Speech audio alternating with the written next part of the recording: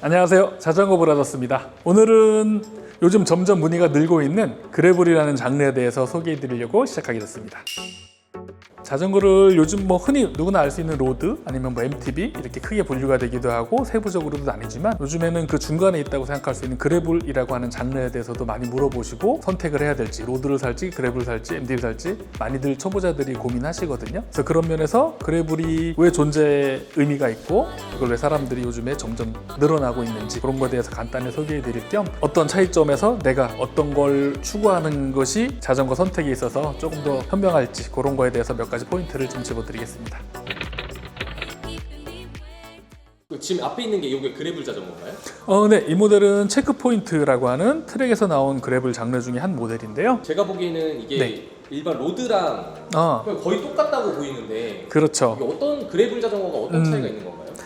일반적으로 그래블 자전거는 로드를 베이스로 해서 로드보다는 조금 더 비포장, 험로를 가도 안정적이고 그리고 조금 더 편안한 포지션, 핸들도 좀 높고 핸들바도 좀 넓고 전체적인 밸런스도 좀 루즈하고 로드를 좀 쉽고 다양한 용도에서 쓸 수 있게끔 만든 게 그래블이 아닌가 제 나름의 생각은 그래요. 실제로 외형적으로는 어떤 게 좀 많아요? 그렇죠.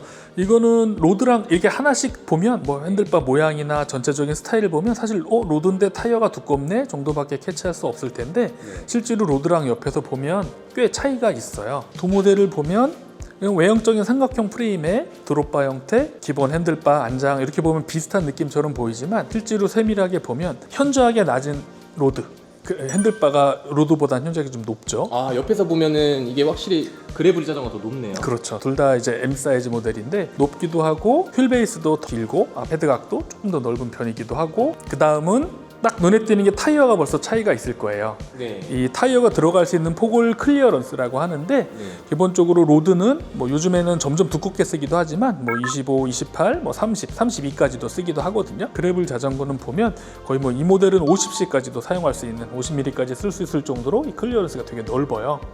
그래서 타이어 선택이 조금 더 자유롭고 도로 상황에 따라서 다양한 용도의 타이어를 선택할 수 있다는 게 또 그래블의 장점이에요. 간단히가 생각하면 이 로드는 그냥 완전히 스포츠카예요. 속도를 내기 위한 머신.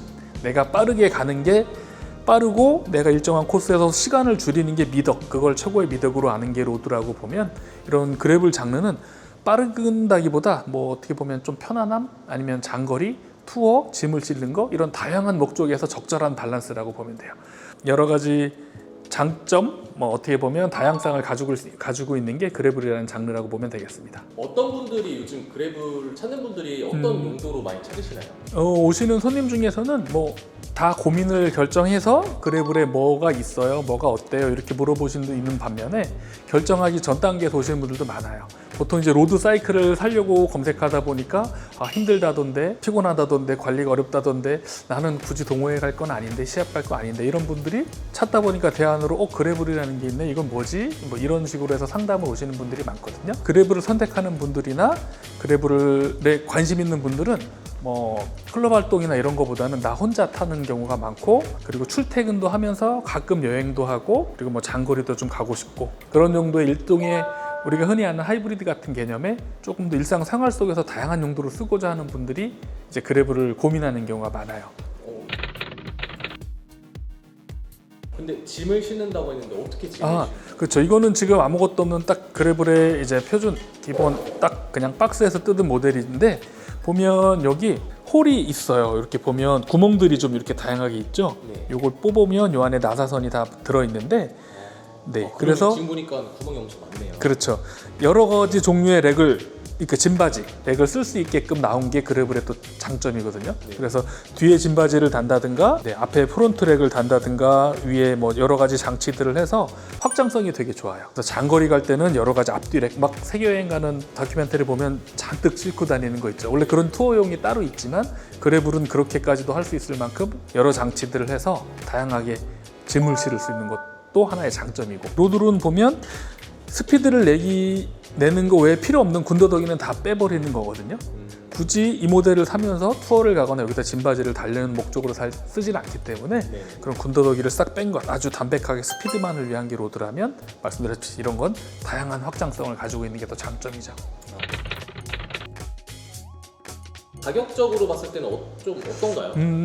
좀 단순 비교하기는 애매하긴 한데요. 로드바이크는 아무래도 나오는 브랜드가 워낙 다양하기도 하고 생산 라인업들 회사가 너무 촘촘하기 때문에 선택지가 조금 더 디테일할 수가 있는데, 그래블은 아무래도 나오는 회사들이 좀 대형 회사들 한정적이기도 하고 라인업들이 좀 띄엄띄엄 있는 편이에요. 그래블이라고 표현하고 판매되는 모델들은 딱 그래블이라는 장르가, 왜냐하면 딱 꼬집기 어렵기 때문에 그 브랜드에서 우리는 그래블이에요 라고 판매하는 것 중에서는 그래도 뭐 100만 원 후반대, 200만 원대, 그게 이제 시작의 개념에 들어가니까 뭐 입문용의 개념에서 그렇게 많이 문의가 있는데, 그러다 보니까 이 자전거를 타고자 하는 목적을 가진 사람이 생각한 예산보다는 좀 비싸게 느낄 수는 있을 거예요. 로드로 치면 100만 원인데 그래블로 똑같은 사양으로 봤을 때 그렇죠. 조금 더 비쌀 수도 있고, 그리고 이 그래블 아까 목적을 말씀드렸잖아요. 생활 속에서 좀 편하게 투어 아니면 뭐 내가 시합보다는 다양성에서 활용을 하려고 하는 사람들은 아무래도 예산의 시작 단계가 스포츠용 자전거를 사는 분들보다는 좀 낮거든요. 그랬더니 실제로 이제 그래블을 권했을 때 본인이 생각했던, 내가 자전거에 대해서 생각했던 금액보다 높게 느끼는 경우가 좀 있으니까 그런 것들은 그래블 선택할 때 조금 장애가 되긴 하는데, 조금 좀 서치해보고 많이 좀 알아보다 보면은 이제 그래서 비싸구나 아니면 그렇구나 정도, 이렇게 조금 구매하는 단계에 있어서 많이 공부를 하는 편이에요, 구매하시는 분들이. 그리고 그래블을 물어보시는 분들이 사이클로크로스는 어때요? 라고 물어보는 분들도 간혹 있어요. 그 사이클로크로스라는 장르가 있거든요. 그것도 이제 어떻게 보면 그래블보다 먼저 생기기도 했고, 그리고 정식 UCI에서 시합이 있을 정도로 전문적인 시합까지도 하는 하나의 장르인데, 언뜻 보면 그래블하고 비슷하게 생겼어요. 딱 사이클인데 타이어가 그래블처럼 두꺼운 타이어를 쓰거든요. 네, 사이클로 크로스, CX라고 그냥 편하게 CX 바이크라고 부르는데, CX 바이크하고 그래블하고 두 개를 이렇게 이미지로 보면 비슷해요. 그래서 브랜드 홈페이지에서도 보면 이게 뭐가 다르지? 이거 살까 고민하는 분들이 있어요. 그래서 그런 상담이 있는데, 기본적으로 CX 바이크, 사이클로 크로스라고 하는 장르는 완전 로드에 가까운 장르예요. 빨리 가는 게 미덕이거든요, 로드 바이크는. 사이클로 크로스는 빨리 가는 게 미덕인 오프로드를 탈 수 있는 로드예요. 아주 쉽게 생각하면 그냥 사이클에 두꺼운 바퀴를 로드에 달으면 그게 CX라고 표현하면 그냥 비슷한 느낌일 것 같아요. 근데 이제 그대로 로드에 쓸 수는 없고, 왜냐면 아까 말씀드렸다시피 타이어를 낄 수 있는 프레임 설계 자체 클리어런스가 더 넓어야 되거든요.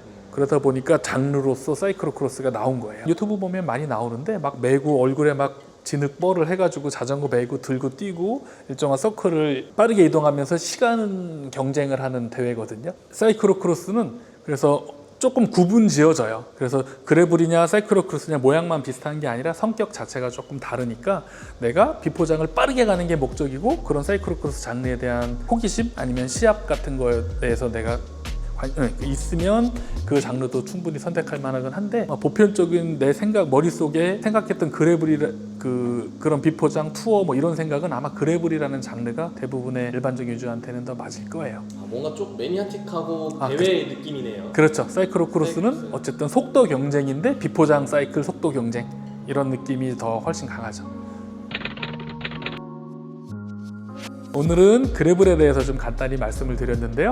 요즘에 점점 사람들의 요구가 다양해지면서 자전거도 자꾸 세분화가 돼서 조금 어렵지만 조금 더 특화되어 있는 장르들이 좀 많아지는 것 같아요. 그래서 트랙만 해도 이런 그래블이라는 장르를 누르면 뭐 그래블, 올로드, 사이클로크로스 이렇게 조금씩 나뉘듯이 좀 나뉘어서 소비자 선택하는데 조금 혼동들이 좀 있어요. 내가 뭘 해야 될지 모르겠다, 자전거 생활을 즐길 때 뭐가 필요한지 모르겠다 그러면 부담 없이 가까운 매장들 방문하셔서 상담하셔도 좋고, 저희 매장 방문하셔서 물어보시면 제가 제공할 수 있는 정보 한도 내에서는 여러 가지 선택지를 드릴 테니까 같이 한번 고민해 보시면 좋을 것 같습니다. 네, 여기까지 자전거 브라더스였습니다. 감사합니다.